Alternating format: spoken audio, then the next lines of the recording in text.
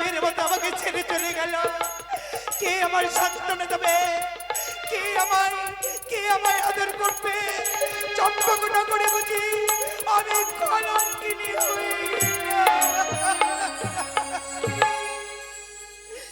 সাজানো ফুলে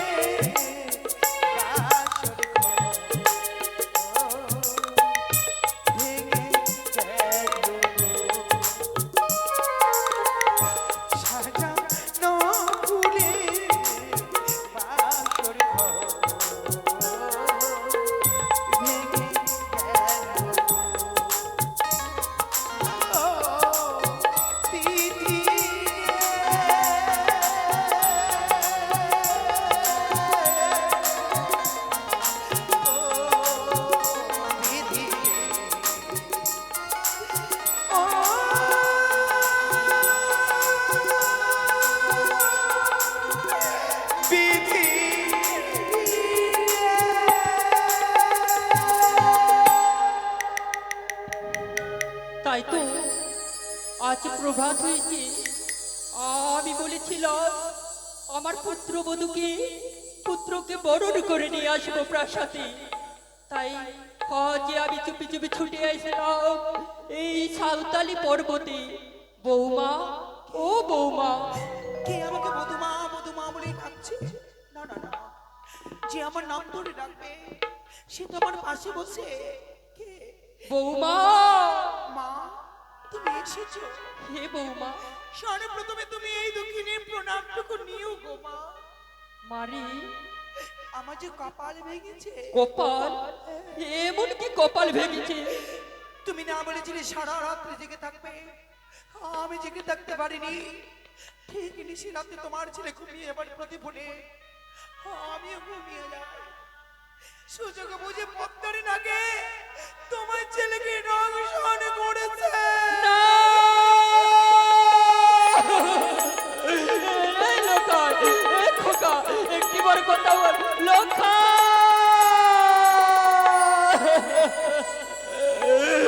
লোকা! লোকা! আমি বারবার বলেছিলাম আমার পুত্রকে বিবাহ দেব না, কিন্তু আমার কথা শুনল না। লোকা! মহারানী সরেকা আমায় ডেকেছে বুঝি? ওগো, তুমি এসো। দেখো, আমি বারে বলেছিলাম আমার সন্তানকে বিবাহ দেব না, তুমি আমার একবার শুনলে না। আমার লোকায় আমার আছে নে। সরেকা, আমার সন্তানে লাখাইনি কিছু হয়নি। যেই দেখো সরেকা, যেই দেখো লাখাই এক্ষুনি আমায় পিতা পিতা বলে ডাকছে। না, তাই তো আমার লোকায় বারে মা মা বলে ডাকে। লোকা! লাখাই, এই লাখাই, দেখি দেখি খোকা তোর মুখখানি কাজল পরাতি বুঝি ভুলে গেছে তোর নিষ্ঠুরা জননী। লাখাই রে, আমি সুন্দর করে তোকে কাজল লিখে দেবো, কথা বল। একই লখাইরি সর্বাঙ্গ যেন অসারি অচেতন হয়ে পড়েছে। লখাইরি সর্বাঙ্গ যেন নীলচ বর্ণ ধারণ করেছে। তবে কি সত্যই লখাই কিন্তু হয়েছে? এই লখাই, লখাই কথা বল। লখাই!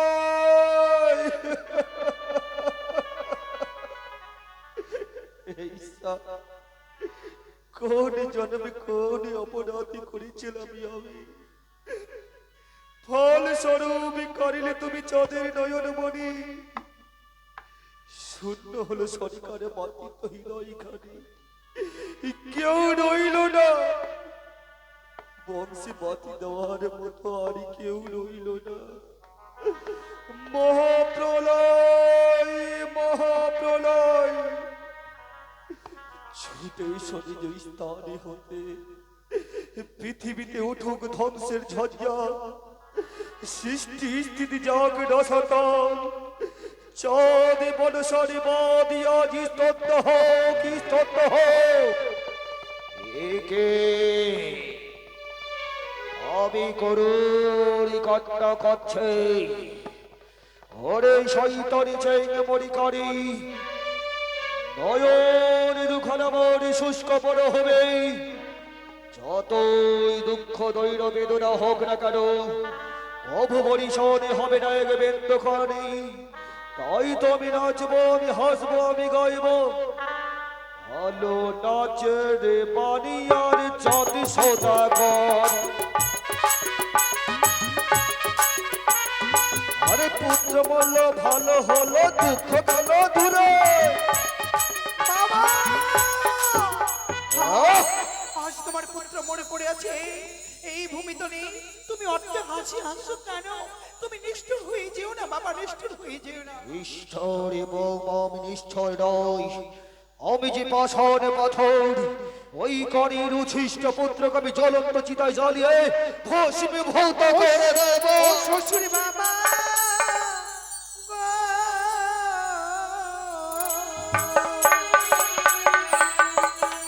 স্বামীকে না পোড়ানো আগুনে। দাঁড়াও বাবা শোনে দাঁড়াও কি হবে দেহ ভেলা তৈরি করে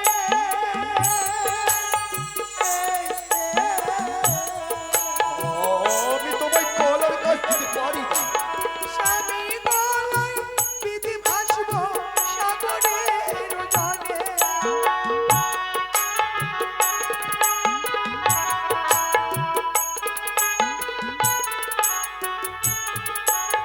বাবা, পুড়িয়ে দিলে হবে ছাই ভাসাইলে যদি দেবতার কৃপায় কোনোদিনই ফিরিয়ে পাই মনে করে সেদিনের কথা আমি ছাই কাঠিতে মরা মাছকে জীবিত করেছি মনে করে সেদিনের কথা আমি অষ্টকলায় সিদ্ধ করেছি মনে করে সেদিনের কথা বিয়ে মণ্ডপে তোমার ছেলে যখন মূর্ছিত হয়ে পড়েছিল রাত্রে অন্ধকারে কালী দিয়ে কালী পুজো করে আমার স্বামী ফিরিয়ে পেয়েছি বরে দ্রৌপদী কত সতী পাণ্ডবের প্রিয়া তাহারি শরীর পরির কত দৌড়ে গিয়া মন্ধাত অনরণ্য কৌশল নিপতি আপনি বলিল স্ত্রী রাগল সম্পত্তি মহারাজ পরীক্ষিত তক্ষক ধ্বংসিল শারদা সুন্দরী তার সরে রহি গেল এই মতো কত সতী জন্মেছে সংসারে মানবী শরীরে কেহ নাই যাইতে পারে ওই দেবপুরে বাবা তোমার আশীর্বাদ যদি থাকে তোমার আশীর্বাদে নিয়ে রাতের অন্ধকারে কালী দিয়ে কালী পুজো করে আমার স্বামী ফিরিয়েছি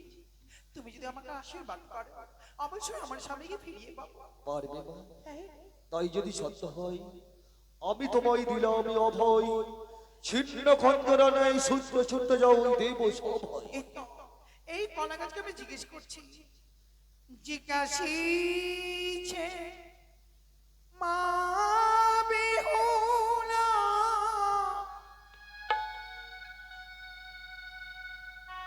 তুমি আছো কোন বা কলা কয় মাস শীতে পারো জানি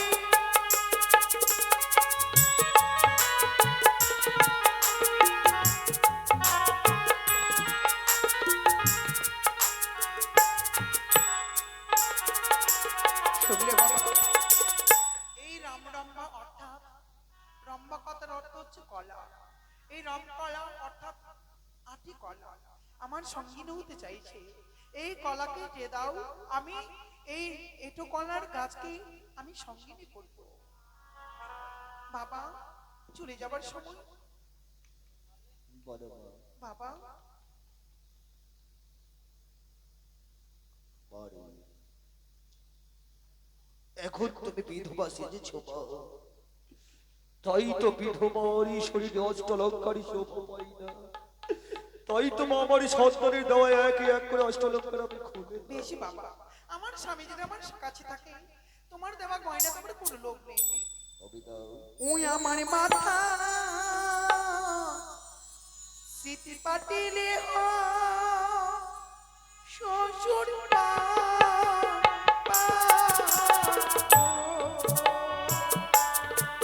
বোমা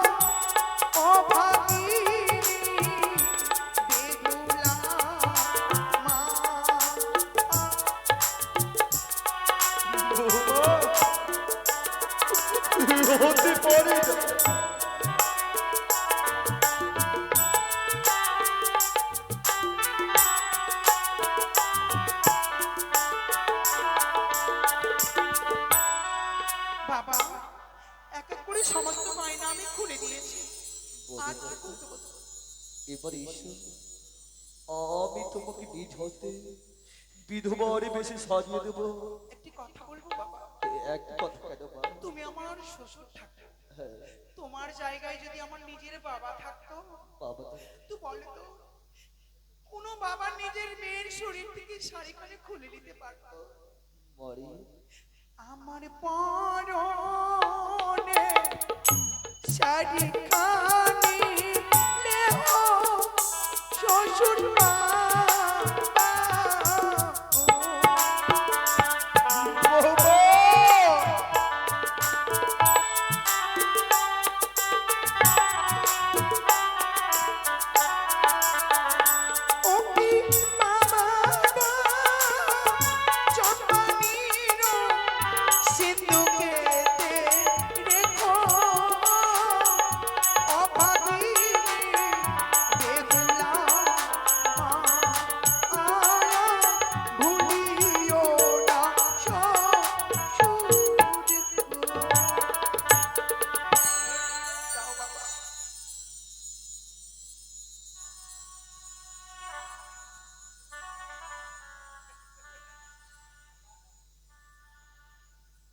বাবা, দেখো তো লাল পরে সাদা শাড়ি পরে তোমার বৌমাকে কেমন মানিয়েছে। পারি, এই বার্ধক্য বয়সে সেটা আমি বর্ণনা করতে পারবো না। বাবা, আমি এক এক করে 108টা পরীক্ষা দিয়ে যাচ্ছি। এক পড়া তেলে বাসর করে প্রদীপ জ্বালিয়ে যাচ্ছি। এক পড়া তেলে দলে যদি 6 মাস বাতি, দেখবে তোমার বধূমা একদিন হবে সত্যি। বাসর ঘরে দরজা যেদিন নিজ মনে ছোটে, দেখিবে বেহুলা স্বামী ফিরে আসিল তোমাদের দেশে। দেশে আর কি পরীক্ষা দিই জানো? কি? ও বাবা, রেখে যা সতীর পরিচয়। সতীর পরিচয়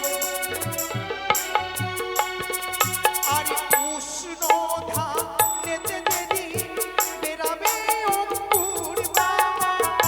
অঙ্কুর বাবা।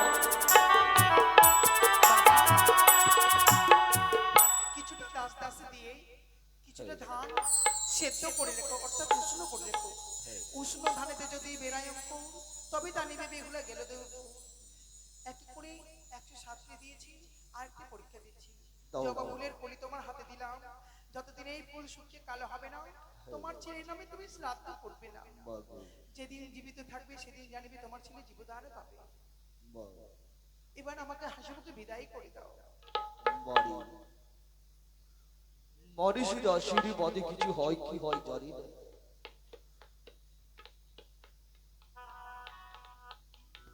এসো হরিবল।